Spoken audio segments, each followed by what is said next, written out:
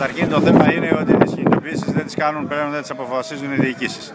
Όπως το είχαμε πει, μας έχουν ξεπεράσει οι διοικήσεις και την κλαδική μας ομοσπονδία και εδώ το σωματείο και όλα τα σωματεία της περιφέρειας της Δυτικής Ελλάδος. Έχουν αποφασίσει ο κόσμος αυτόρμητα και μόνος του και κάνουμε αυτόν τον αποκλεισμό και εδώ στον Εθνικό Δρόμο Πατρών Αθηνών και στη γέφυρα Αγίου Αντιρίου.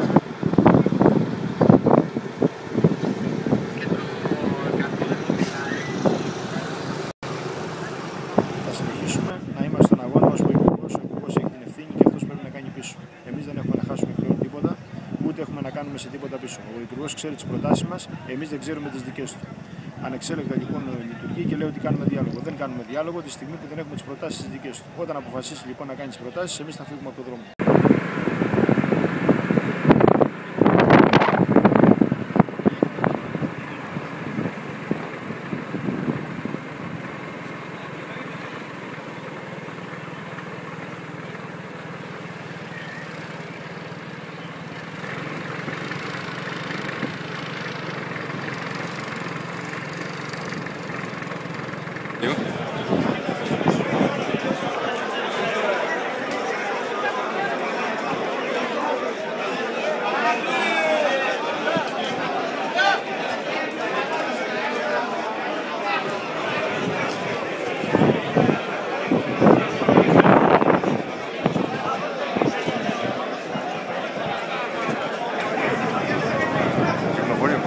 Με μεγάλη δυσκολία βεβαίως και ζητάμε και συγγνώμη από την παλιά Εθνική Οδό.